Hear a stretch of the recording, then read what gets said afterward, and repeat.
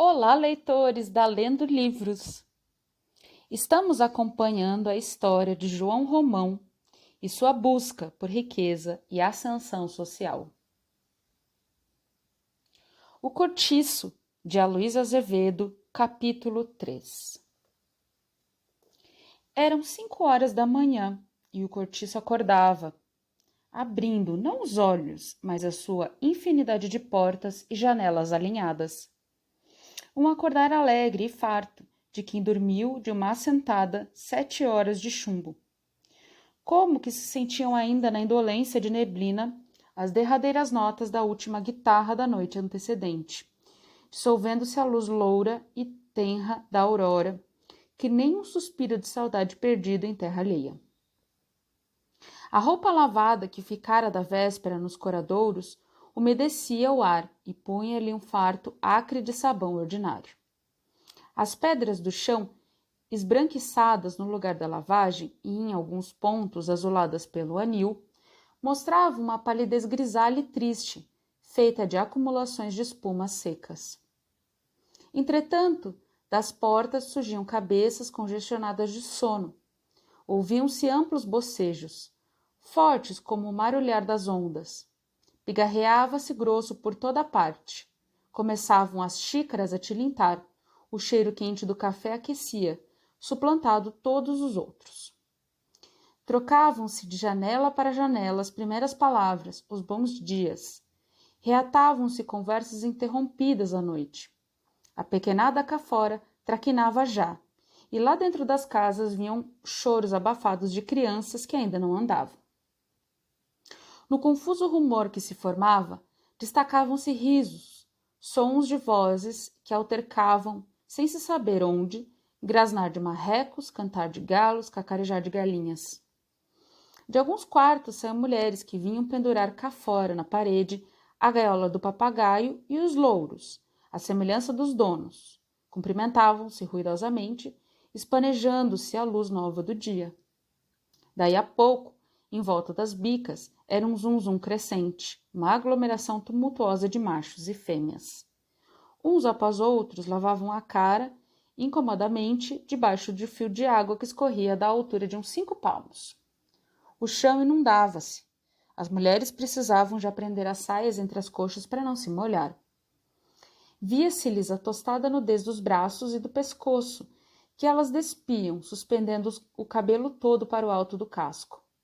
Os homens, esses não se preocupavam em não molhar o pelo, ao contrário, metiam a cabeça bem debaixo da água e esfregavam com força as ventas e as barbas, fossando e fungando contra as palmas da mão. As portas das latrinas não descansavam. Era um abrir e fechar de cada instante, um entrar e sair sem tréguas. Não se demoravam lá dentro e vinham ainda amarrando as calças ou as saias. As crianças não se davam ao trabalho de lá ir. Despachavam-se ali mesmo, no capinzal dos fundos, por detrás da estalagem ou no recanto das hortas. O rumor crescia. Condenavam-se. O zunzum de todos os dias acentuava-se. Já se não destacavam vozes dispersas, mas um só ruído, compacto que enchia todo o cortiço. Começavam a fazer compras na venda. Ensarrilhavam-se discussões e rezingas. Ouviam-se gargalhadas e pragas. Já se não falava. Gritava-se. Sentia-se naquela fermentação sanguínea, naquela gula viçosa, de plantas rasteiras que mergulham os pés vigorosos na lama preta e nutriente da vida, o prazer animal de existir, a triunfante satisfação de respirar sobre a terra. Da porta da venda que dava para o cortiço, iam e vinham como formigas, fazendo compras. 2 janelas do Miranda abriam-se. Apareceu numa Isaura, que se dispunha a começar a limpeza da casa. — Nhadunga! — gritou ela para baixo, a sacudir um pano de mesa. — Se você tem cuscuz de milho hoje, bata na porta, ouviu? A Leonor ouviu logo também, enfiando curiosa a carapinha por entre o pescoço e o ombro da mulata. O padeiro entrou na estalagem, com a grande cesta à cabeça e o seu banco de pau fechado debaixo do braço, e foi estacionar em meio do pátio, à espera dos fregueses, pousando a canastra sobre o cavalete que ele armou prontamente. Em breve, estava cercado por uma nuvem de gente. As crianças adulavam-no, e à proporção que cada mulher ou cada homem recebia o pão, disparava para casa com este abraçado contra o peito. Uma vaca, seguida por um bezerro amordaçado, ia, tilintando tristemente o seu chocalho, de porta em porta, guiada por um homem carregado do vasilhame de folha. O zum-zum chegava ao seu apogeu. A fábrica de massas italianas, ali mesmo da vizinhança, começou a trabalhar, engrossando o barulho com seu arfar monótono de máquina a vapor. As corridas até a venda reproduziam-se, transformando-se num verminar constante de formigueiro assanhado. Agora, no lugar das bicas, apinhavam-se latas de todos os feitios, sobressaindo aos de querosene, com um braço de madeira em cima. Sentia-se o trapejar da água caindo na folha. Algumas lavadeiras enchiam já suas tinas, outras estendiam nos coradouros a roupa que ficara de molho. Principiava o trabalho. Rompiam das gargantas os fados portugueses e as modinhas brasileiras.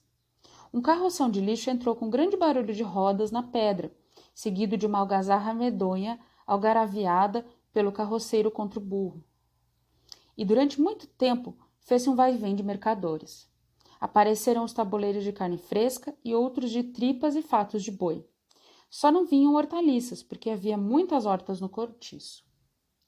Vieram os ruidosos mascates com as suas latas de quinquilharia, com as suas caixas de candeeiros e objetos de vidro, e com o seu fornecimento de caçarolas e chocolateiras de folhas de Flandres. Cada vendedor tinha o seu modo especial de apregoar, destacando-se o homem das sardinhas, com as cestas do peixe dependuradas à moda de balança, de um pau que ele trazia ao ombro. Nada mais foi preciso do que o seu primeiro guincho estridente e gutural para surgirem logo, como por encanto, uma enorme variedade de gatos que vieram correndo a cercar-se dele com grande familiaridade, roçando-se-lhe nas pernas arregaçadas e miando suplicantemente. O sardinheiro os afastava com o pé, enquanto vendia o seu peixe à porta das casinhas, mas os bichanos não desistiam e continuavam a implorar, arranhando os cestos que o homem cuidadosamente tapava mal, servia ao freguês. Para ver-se livre por um instante dos importunos, era necessário tirar para bem longe um punhado de sardinhas, sobre o qual se precipitava logo aos pulos o grupo de pedinchões. A primeira que se pôs a lavar foi a Leandra, por alcunha a machona, portuguesa feroz, berradora, pulsos cabeludos e grossos, anca de animal do campo. Tinha 2 filhas, uma casada e separada do marido, Ana das Dores, a quem só chamavam a das Dores, e a outra donzela ainda, a Neném, e mais um filho, o Agostinho, menino levado dos diabos que gritava tanto ou melhor que a mãe. A das Dores morava em sua casinha à parte, mas toda a família habitava no cortiço. Ninguém ali sabia ao certo se a machona era viúva ou desquitada. Os filhos não se pareciam uns com os outros. A das Dores, sim, afirmavam que fora casada e que largara o marido para meter-se com um homem do comércio, e que este, retirando-se para a terra e não querendo soltá-la ao desamparo, deixara o sócio em seu lugar. Teria 25 anos. Neném, 17. Espigada, franzina e forte, com uma proazinha de orgulho da sua virgindade, escapando como enguia por entre os dedos dos rapazes que a queriam, sem ser para casar. Engomava bem e sabia fazer roupa branca de homem com muita perfeição. Ao lado da Leandra foi colocar-se a sua tina, a Augusta Carne Mole, brasileira, branca, mulher de Alexandre, um mulato de 40 anos, soldado de polícia, pernóstico, de grande bigode preto, queixo sempre escanhoado e um luxo de calças brancas engomadas e botões limpos na farda, quando estava de serviço. Também tinham filhos, mas ainda pequenos, um dos quais, a Juju, vivia na cidade com a madrinha que se encarregava dela. Esta madrinha era uma cocote de 30.000 réis para cima, a Leonie, com sobrado na cidade, procedência francesa. Alexandre, em casa, à hora de descanso, nos seus chinelos e na sua camisa desabotoada, era muito chão com os companheiros de estalagem.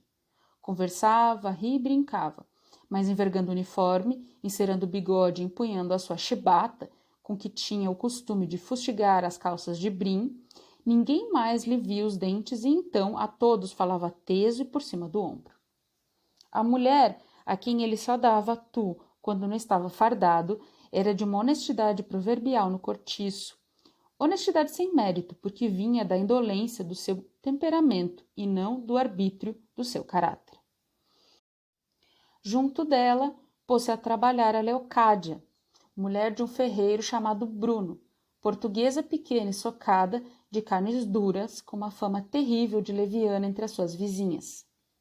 Seguia-se a Paula, uma cabocla velha, meio idiota, a quem respeitavam todos pelas virtudes de que só ela dispunha para benzer erisipelas e cortar febres por meio de rezas e feitiçarias. Era extremamente feia, grossa, triste, com olhos desvairados, dentes cortados à navalha, formando ponta, como dentes de cão, cabelos lisos, escorridos e ainda retintos apesar da idade. Chamavam-lhe bruxa. Depois seguiam-se a Marciana e mais a sua filha Florinda. A primeira, mulata antiga, muito séria e asseada em exagero. A sua casa estava sempre úmida das consecutivas lavagens. Em lhe apanhando mau humor, punha-se logo a espanar, a varrer febrilmente e, quando a raiva era grande, corria à rua a buscar um balde de água e descarregava-o com fúria pelo chão da sala. A filha tinha 15 anos, a pele de um moreno quente, beiços sensuais, bonitos, dentes, olhos luxuriosos de macaca. Toda ela estava a pedir homem, mas sustentava ainda a sua virgindade e não cedia, nem a mão de Deus Padre, aos rogos de João Romão, que a desejava apanhar a troco de pequenas concessões na medida e no peso das compras que Florinda fazia diariamente à venda. Depois via-se a velha Isabel, isto é, Dona Isabel, porque ali na estalagem lhe dispensavam todos certa consideração, privilegiada pelas suas maneiras graves de pessoa que já teve tratamento, uma pobre mulher comida de desgostos. Fora casada com o dono de uma casa de chapéus que quebrou e suicidou-se, deixando-lhe uma filha muito doentinha e fraca, a quem Isabel sacrificou tudo para educar, dando-lhe mestre até de francês. Tinha uma cara macilenta de velha portuguesa devota, que já foi gorda, bochechas moles de pelancas rechupadas que lhe pendiam dos cantos da boca como saquinhos vazios. Fios negros no queixo, olhos castanhos, sempre chorosos, engolido pelas pálpebras. Puxava em bandos sobre as fontes o escasso cabelo grisalho untado de óleo de amêndoas doces. Quando saía à rua, punha um eterno vestido de seda preta, achamalotada, cuja saia não fazia rugas, e um chale encarnado que lhe dava a todo o corpo um feitio piramidal. Da sua passada grandeza só lhe ficara uma caixa de rapé de ouro, na qual a inconsolável senhora pitadeava agora, suspirando a cada pitada. A filha era a flor do cortiço. Chamavam-lhe Pombinha. Bonita, posto que enfermiça e nervosa ao último ponto. Loura, muito pálida, com uns modos de menina de boa família. A mãe não lhe permitia lavar, nem engomar, mesmo porque o médico a proibira expressamente. Tinha o seu noivo, João da Costa, moço do comércio, estimado do patrão e dos colegas, com muito futuro, e que a adorava e conhecia desde pequenita. Mas Dona Isabel não queria que o casamento se fizesse já. É que Pombinha, orçando, aliás, pelos 18 anos, não tinha ainda pago à natureza o cruento tributo da puberdade, apesar do zelo da velha e dos sacrifícios que fazia para cumprir à risca as prescrições do médico e não faltar à filha o menor desvelo. No entanto, coitadas, daquele casamento dependia a felicidade de ambas, porque o Costa, bem empregado como se achava em casa de um tio seu, de quem mais tarde havia de ser sócio, tencionava, logo que mudasse de estado, restituí-las ao seu primitivo círculo social. A pobre velha desesperava-se com o fato e pedia a Deus, todas as noites antes de dormir, que as protegesse e conferisse à filha uma graça tão simples que ele fazia, sem distinção de merecimento, a quantas raparigas havia pelo mundo. Mas, a despeito de tamanho empenho, por coisa nenhuma dessa vida consentiria que a sua pequena casasse antes de ser mulher, como dizia ela, e que deixassem lá falar o doutor, Entendia que não era decente nem tinha jeito dar homem a uma moça que ainda não fora visitada pelas regras. Não, antes vê-la solteira toda a vida e ficarem ambas curtindo para sempre aquele inferno da estalagem. Lá no cortiço estavam todos a par dessa história. Não era segredo para ninguém. E não se passava um dia que não interrogassem 2 ou 3 vezes a velha com estas frases. Então, já veio? Por que não tenta os banhos de mar? Por que não chama outro médico? Eu, se fosse a senhora, casava-os assim mesmo. A velha respondia dizendo que a felicidade não se fizera para ela, e suspirava resignada. Quando Costa aparecia, depois da sua obrigação para visitar a noiva, os moradores da estalagem cumprimentavam-no em silêncio, com respeitoso ar de lástima e piedade, empenhados tacitamente por aquele caiporismo, contra o qual não valiam nem mesmo as virtudes da bruxa. Pombinha era muito querida por toda aquela gente. Era quem lhe escrevia as cartas, quem em geral fazia o rol para as lavadeiras, quem tirava as contas, quem lia o jornal para os que quisessem ouvir. Prezavam-na com muito respeito e davam-lhe presentes, o que lhe permitia certo luxo relativo. Andava sempre de botinas ou sapatinhos com meias de cor. Seu vestido de chita engomado, tinha suas joiazinhas para sair à rua, e aos domingos, quem encontrasse a missa na igreja de São João Batista não seria capaz de desconfiar que ela morava em um cortiço.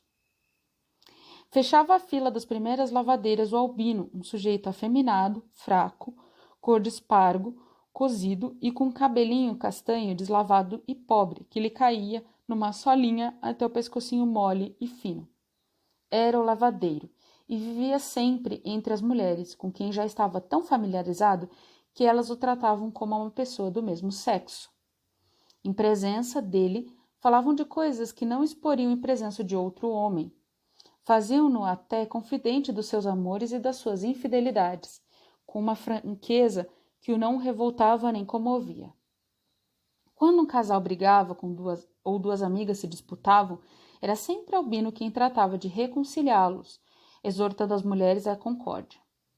Dantes encarregava-se de cobrar o rol das colegas, por amabilidade. Uma vez, indo a uma república de estudantes, deram-lhe lá, ninguém sabia por quê, uma dúzia de bolos, e o pobre diabo jurou então, entre lágrimas e soluços, que nunca mais se incumbiria de receber os róis. E daí em diante, com efeito, não arredava os pezinhos do cortiço, a não ser nos dias de carnaval em que ia, vestido de dançarina, passear à tarde pelas ruas e à noite dançar nos bailes dos teatros. Tinha verdadeira paixão por esse divertimento. Ajuntava dinheiro durante o ano para gastar todo com a mascarada. E ninguém o encontrava domingo ou dia de semana, lavando ou descansando, se não estivesse com a sua calça branca engomada, a sua camisa limpa, um lenço ao pescoço e amarrado à cinta, um avental que lhe caía sobre as pernas como uma saia. Não fumava, não bebia espíritos e trazia sempre as mãos geladas e úmidas. Naquela manhã, levantara-se ainda um pouco mais lânguido que de costume, porque passara mal a noite. A velha Isabel, que lhe ficava ao lado esquerdo, ouvindo suspirar com insistência, perguntou-lhe o que tinha. Muita moleza de corpo e uma pontada de vazio que não deixava. A velha receitou diversos remédios e ficaram os dois no meio de toda aquela vida a falar tristemente sobre moléstias. E enquanto no resto da fileira a machona, a Augusta, a Leocádia, a bruxa, a Marciana e sua filha conversavam de tina a tina, berrando e quase sem se ouvirem, a voz um tanto cansada já pelo serviço, defronte delas, separado pelos jiraus, formava-se um novo renque de lavadeiras que acudiam de fora, carregadas de trouxas, e iam ruidosamente tomando lugar ao lado, umas das outras, entre uma agitação sem tréguas, onde se não distinguia o que era galhofa e o que era briga. Uma a uma, ocupavam-se todas as tinas, e de todos os casulos do cortiço saíam homens para suas obrigações. Por uma porta que havia ao fundo da estalagem, desapareciam os trabalhadores da pedreira, donde vinham agora o retinir dos alviões e das picaretas. O Miranda, de calças de brim, chapéu alto e sobrecasaca preta, parou lá fora, em caminho para o armazém, acompanhado pelo Henrique, que ia para as aulas. O Alexandre, que estivera de serviço essa madrugada, entrou solene, atravessou o pátio sem falar a ninguém, nem mesmo a mulher, e recolher-se à casa para dormir. Um grupo de mascates, o Del Porto, o Pompeu, o Francesco e o Andrea, armado pelo cada qual com a sua grande caixa de bugigangas, saiu para a peregrinação de todos os dias, altercando o praguejando em italiano. Um rapazito de paletó entrou da rua e foi perguntar à machona pela Nha Rita. A Rita baiana? Sei cá, faz amanhã 8 dias que ela ribou. A Leocádia explicou logo que a mulata estava com certeza de pândega com o Firmo. Que Firmo? Interrogou Augusta. Aquele cabra vasco que se metia às vezes com ela. Diz que é torneiro. Ela mudou-se? Perguntou o pequeno. Não, disse a machona. O quarto está fechado, mas a mulata tem coisas lá. Você o que queria? Vinha buscar uma roupa que está com ela. Não sei, filho. Pergunta na venda ao João Romão que talvez te possa dizer alguma coisa. Ali? Sim, pequeno, naquela porta onde a preta do tabuleiro está vendendo. Ó, diabo! Olha que pisa a boneca de Anil. Já se viu que sorte? Parece que não vê onde pisa esse raio de criança. E notando que o filho, o Agostinho, se aproximava para tomar o lugar do outro que já se ia. Sai daí tu também, peste! Já principias na reinação de todos os dias? Vem pra cá que levas. Mas é verdade que fazes tu que não vais regar a horta do comendador? Ele disse ontem que eu agora fosse à tarde, que era melhor.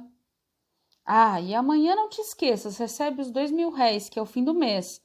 Olha, vai lá dentro e diz a neném que te entregue a roupa que veio ontem à noite. O pequeno afastou-se de carreira e ela lhe gritou na pista. E que não põe o refogado no fogo sem eu ter lá ido. Uma conversa cerrada travara-se no resto da fila das lavadeiras a respeito da Rita baiana. É doida mesmo, censurava Augusta, meter-se na pândega sem dar conta da roupa que lhe entregaram. Assim é de ficar sem freguês. Aquela não endireita mais. Cada vez fica até mais assanhada. Parece que tem fogo no rabo. Pode haver o serviço que houver, aparecendo o pagode, vai tudo pro lado. Olha o que saiu ano passado com a festa da Penha. Então agora com esse mulato firma é pouca vergonha. Dia, pois você não viu. Levaram aí numa bebedeira a cantar e dançar a viola, que nem sei o que parecia, Deus te livre. Para tudo há horas e há dias. Para a Rita, todos os dias são dias santos, a questão é parecer quem puxe por ela. Ainda assim, não é uma criatura. Tirante o defeito da vadiagem. Bom coração tem ela, até demais, que não guarda um vintém para o dia de amanhã. Parece que o dinheiro lhe faz comichão no corpo. Depois é que são elas, o João Romão já lhe não fia. Pois olhe que a Rita lhe tem enchido bem as mãos. Quando ela tem dinheiro é porque o gasta mesmo. E as lavadeiras não se calavam, sempre a esfregar e a bater, e a torcer camisas e ceroulas, esfogueadas já pelo exercício. Ao passo que em torno da sua tagarelice o cortiço se embandeirava, todo de roupa molhada, de onde o sol tirava cintilações de prata. Estavam em dezembro, e o dia era ardente. A grama dos coradouros tinha reflexos esmeraldinos. As paredes que davam frente ao nascente, caiadinhas de novo, reverberavam iluminadas, ofuscando a vista.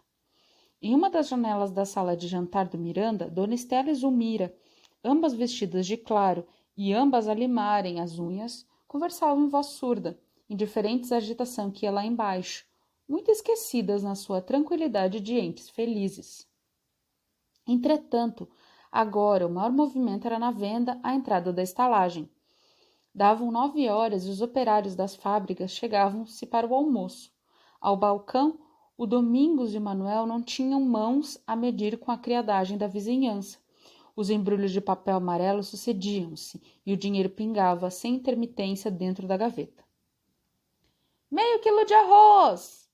um tostão de açúcar, uma garrafa de vinagre, 2 martelos de vinho, 2 vinténs de fumo, 4 de sabão. E os gritos confundiam-se numa mistura de vozes de todos os tons. Ouviam-se protestos entre os compradores. Me avie, seu Domingos, eu deixei a comida no fogo. Ó, peste, dá cá as batatas que eu tenho mais o que fazer. Seu Manuel, não me demore essa manteiga. Ao lado, na casinha de pasto, a bertoleza de saias arrepanhadas no quadril, o cachaço grosso e negro, reluzindo de suor, ia e vinha de uma panela a outra, fazendo pratos que João Romão levava de carreira aos trabalhadores assentados num compartimento junto. Admitiram-se um novo caixeiro, só para o frege, e o rapaz, a cada comensal que ia chegando, recitava em tom cantado e estridente a sua interminável lista das comidas que havia. Um cheiro forte de azeite frito predominava. O parati circulava por todas as mesas, e cada caneca de café de louça espessa erguia um vulcão de fumo, tresandando o milho queimado. Uma algazarra medonha em que ninguém se entendia. Cruzavam-se conversas em todas as direções, discutiam-se a berros com valentes punhadas sobre a mesa. E sempre a sair, e sempre entre a gente, e os que saíam depois daquela comezaina grossa iam radiantes de contentamento com a barriga bem cheia a arrotar. Num banco de pau grosso que existia do lado de fora, junto à parede e perto da venda, um homem de calça e camisa de zuarte, chinelos de couro cru, esperava havia já 1 hora para falar com o vendeiro. Era um português de seus 35 a 40 anos. Alto, espadaúdo, barbas ásperas, cabelos pretos e maltratados caindo-lhe sobre a testa. Por debaixo de um chapéu de feltro ordinário, pescoço de touro e cara de Hércules, na qual os olhos, todavia humildes como os olhos de um boi de canga, exprimiam tranquila bondade. Então ainda não se pode falar ao homem? Perguntou ele, indo ao balcão entender-se com Domingos. O patrão está agora muito ocupado. Espere. Mas são quase 10 horas e estou com um gole de café no estômago. Volte logo. Moro na Cidade Nova, é um estirão daqui. O caixeiro gritou então para a cozinha, sem interromper o que fazia. O homem que está aí, seu João, diz que se vai embora. Ele que espere um pouco, que já lhe falo, respondeu o vendeiro no meio de uma carreira. Diga-lhe que não se vá. Mas é que ainda não almocei e estou aqui a tinir, observou o Hércules com a sua voz grossa e sonora. Ó, filho, almocei mesmo. Aqui o que não falta é de comer. Já podia estar aviado. Pois vá lá, resolveu o homenzarrão, saindo da venda para entrar na casa de pasto, onde os que lá se achavam o receberam com ar curioso, medindo da cabeça aos pés, como faziam sempre com todos os que aí se apresentavam pela primeira vez. E assentou-se a uma das mesinhas, vindo logo o caixeiro cantar-lhe a lista dos pratos. Traga-lhe cá o pescado com batatas e veja o martelo de vinho. Quer verde ou virgem? Venho verde, mas anda com isso, filho, que já não vem sem tempo.